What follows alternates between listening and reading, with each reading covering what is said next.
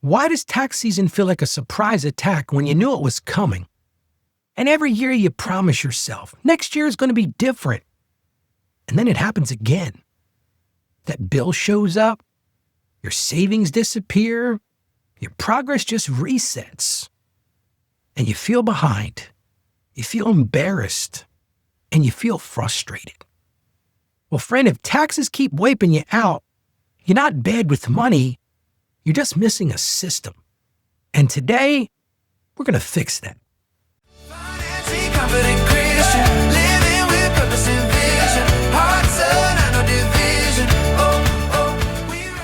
Let's get right into today's question. This question comes to us and it says, Ralph, taxes wipe me out every time, and I feel like an idiot for not being prepared, but I don't know how to get ahead of it. It's this predictable emergency that keeps happening, and I'm stuck in the same loop.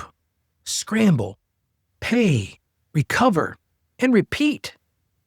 Ralph, how do I actually set myself up so that irregular expenses like this don't destroy my progress? I'm tired of feeling defeated by things I should see coming. Well, they say there are a couple certainties in life. Death and taxes. But I love what you say in your question here. So I want to start with today's big idea. Taxes are not emergencies. Sorry to burst your bubble. They're scheduled obligations, and we've got to change our mindset with that.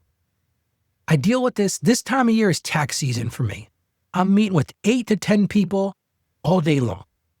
And it's amazing to me how many people say, well, Ralph, this is an emergency. I wasn't expecting this.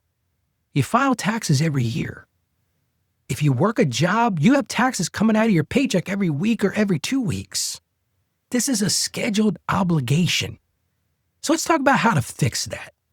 First thing you've got to do, you've got to change the language. Stop calling it a surprise. This is not some sneak surprise attack. It's not a crisis either. It's just simple math.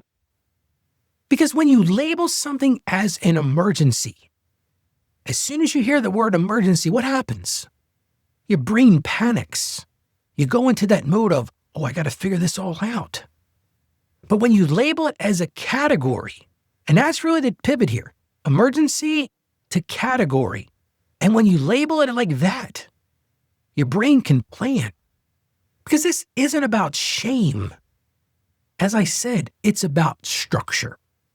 Well, let's get into the nitty-gritty about how to make it work better. First thing I'm going to encourage you to do, create a tax vault. I do another show called The Content Creator's Accountant, where I work with content creators about how to fix their money issues. And I talk about this tax vault all the time. But guess what? It works great for individuals as well. Here's my encouragement for you. Open a separate savings account and name it your tax vault. I'm being intentional in my wording here. Not savings, not extra, tax vault. If you think about it, I like those two words intentionally. Taxes because, hey, like I said, death and taxes, but a vault.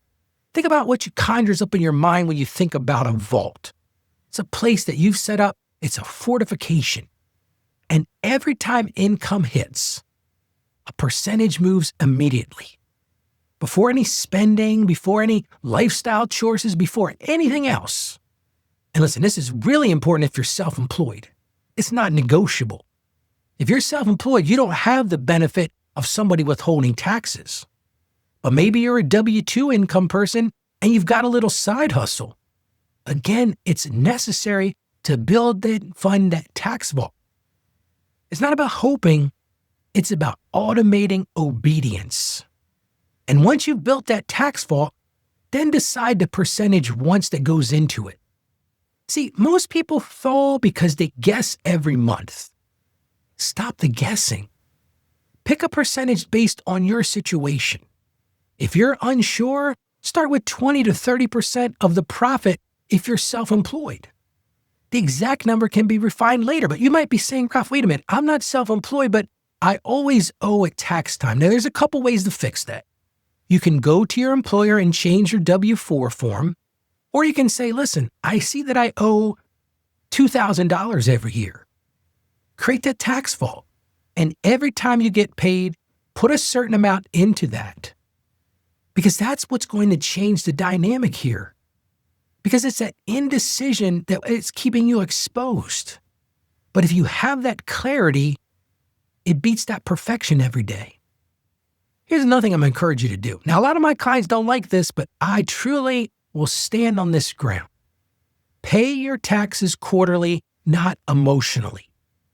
Because when you wait till April, and we're not far away from April, you create trauma for your life. Because then it does feel like an emergency. You got a short amount of time to pay Uncle Sam, or Uncle Sam's not going to be happy with you. But those quarterly payments break that fear cycle. And it breaks it up into small, manageable pieces.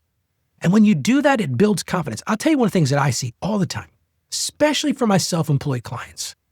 When they pay their quarterlies, they come into tax time and they are in good shape.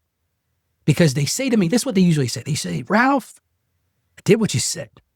I paid those estimates every quarter. Here's my proof of that. And when they do that, it turns tax season from panic into paperwork. Paperwork's not fun, but it's manageable. And the final thing I'm going to encourage you to do, add taxes to your monthly money meeting. Taxes should be discussed 12 times a year, not once, not at tax time. I see this all the time. A client will come in to get their taxes done. I look at their W-2 and I go, we have a problem here. I'll never forget, I'll tell a funny story. It was about 20 years ago. I was working on a Saturday morning. Husband and wife had come in to get their taxes done.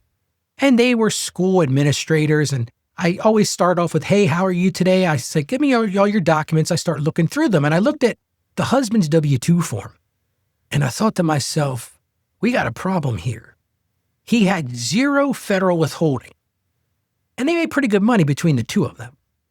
And I thought to myself, this is going to be ugly. Got to the end of the interview and I'm doing the software behind the scenes and I see they owed money. And I said to him, well, I got some good news and bad news. The good news is I've got your taxes just about done. But the bad news is you owe quite a bit to the IRS.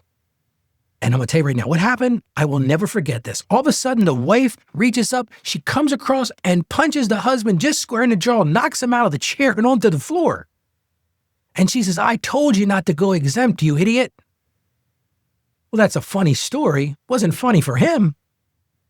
But he waited till the end to review it. Yes, he had made a change early in the year. He got a bonus, and he didn't want it to be taxed real high, so he changed his withholding. Well, guess what? He didn't check in with that again.